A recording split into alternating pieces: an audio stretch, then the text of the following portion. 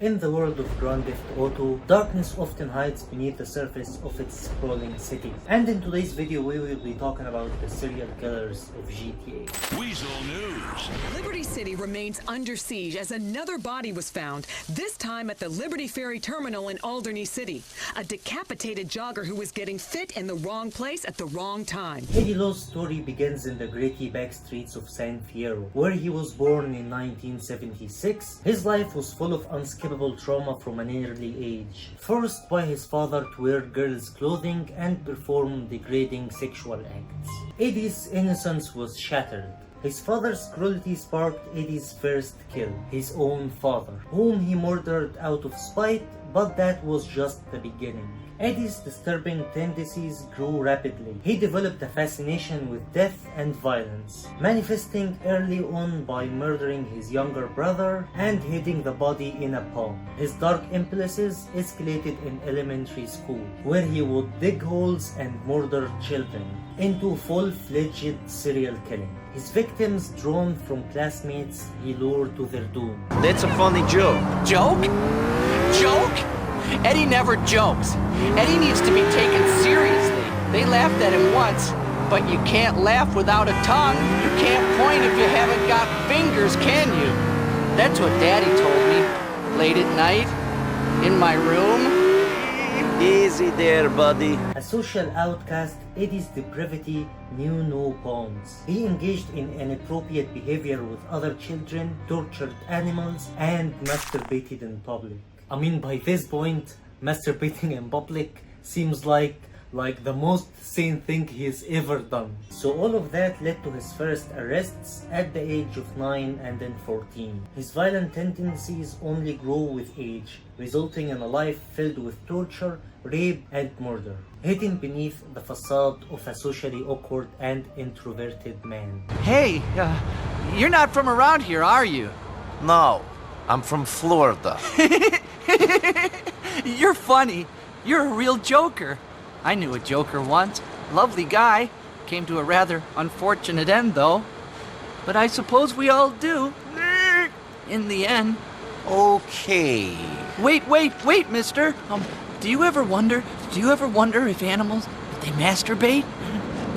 Okay, listen, friend, you're really creeping me out. By the time Eddie Lowe emerged as a predator in Liberty City, his life was a tangle of contradictions. He lived in a debilitated home in Dukes, surrounded by his filth and unspeakable atrocities. To keep his neighbors from noticing the rotting corpses locked in his home, Eddie burned tires in the backyard, masking the stench. His urges were uncontrollable. He killed for pleasure, his victims often joggers or individuals he believed were vain or selfish. Eddie's fetishized views of his victims pushed him to extremes. He enjoyed mutilation and had a chilling fascination with breastfeeding, cross-dressing, bestiality, and even necrophilia. His attraction to dead bodies fueled his twisted desires, leading to a body count that went unnoticed until it was too late.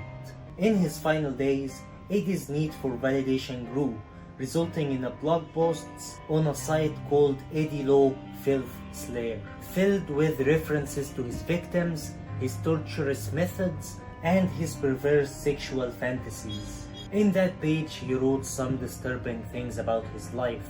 However, Eddie's killing spree came to an end when he crossed paths with Nico Bellic, who killed him in self-defense after Eddie attacked him.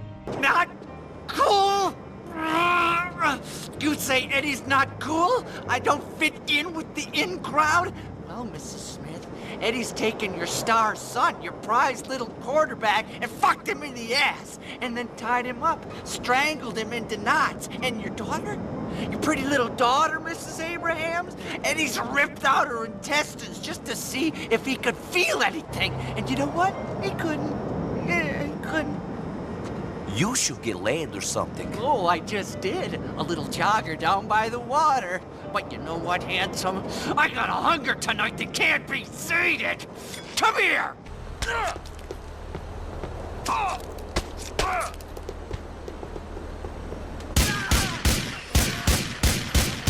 think I'm So, out of all the civilians he could have jumped, he chose Nico Bellic. So his luck ran out. Eddie Law's body was discovered, finally giving Liberty City the answer to the mystery of its late-night killer. But the revelation brought little comfort to a city that had been haunted by his horrific crimes. The unnamed serial killer who has plagued Liberty City for months and baffled the police department's nickname division has been found dead, himself seemingly the victim of a murder. The man, who was found with several journals confessing to his crimes, appears to have targeted the wrong victim and been killed in a fight. The killer's name was Eddie Lowe. Police are searching his apartment in a quiet Duke suburb for more information. Residents were angry. It's always the same thing when they catch a mass murderer. He was real quiet, they say. I say we start shooting quiet people and we won't have this problem. Loners too. And my handsy stepdad. Wow! Eric House, Weasel News. Next we have Marty Chonks, who turns victims into dog food. Across town, another disturbed individual lurked in the shadows of Liberty City. Marty Chonks, the owner of Bitch and Dog Food, lived a life steeped in greed and murder. Struggling financially and burdened by a wife who was draining his bank account, Marty turned to a grim solution, killing those who stood in his way and turning them into dog food. I got money troubles, but hey, who doesn't, right? I'm meeting my bank manager later. He's a crooked bastard that keeps bumping up the loan repayment so he can cut a slice. Take my car, pick him up, and bring him back here. I got a little surprise for that blood-sucking leech. His factory became the stage for a series of grisly murders. Marty enlisted Claude, a local criminal, to deliver his victims to the factory, where Marty would handle the rest. The victims ranged from his bank manager to thieves he had hired to rob his own home. His wife, Mrs. Chonks, was also among those who met their end at his hands. The business is gonna go under unless I get a hold of some serious cash soon. My wife has an insurance policy, and all she's ever been to me is a hole in my pocket. I've left the car in the usual place. Go and pick up my wife from Classic Nails and bring her back to the factory.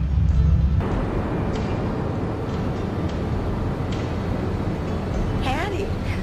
Stop!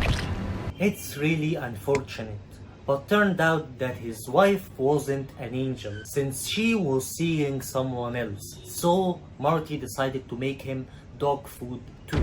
Damn, I'm in trouble. Turns out my wife was seeing some guy I owe money to.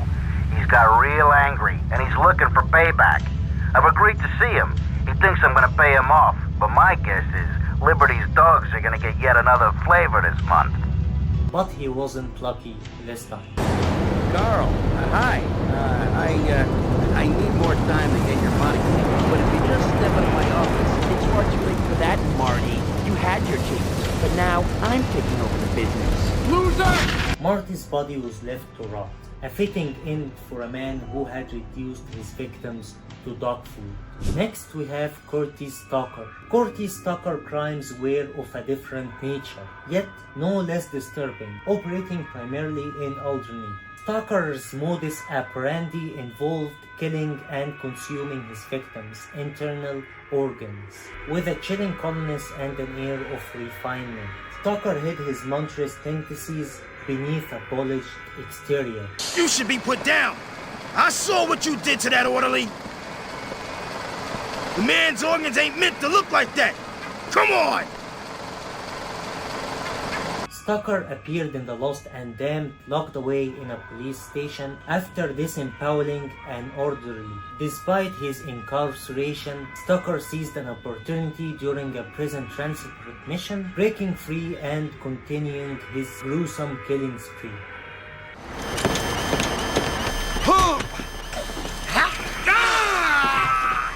Whoa! You're the best tasting thing I've had since I got locked up. That's intense. All right, since we've all, eaten, we've got a new destination, people. As Johnny Klipitz freed Tucker, the cannibalistic killer was once again loose in the streets of Liberty City, ready to satisfy his dark hunger. My fellow prisoners and I are most grateful. We've got a boat to catch. Oh, I do like to be beside the seaside. Oh, I do like to be beside the sea.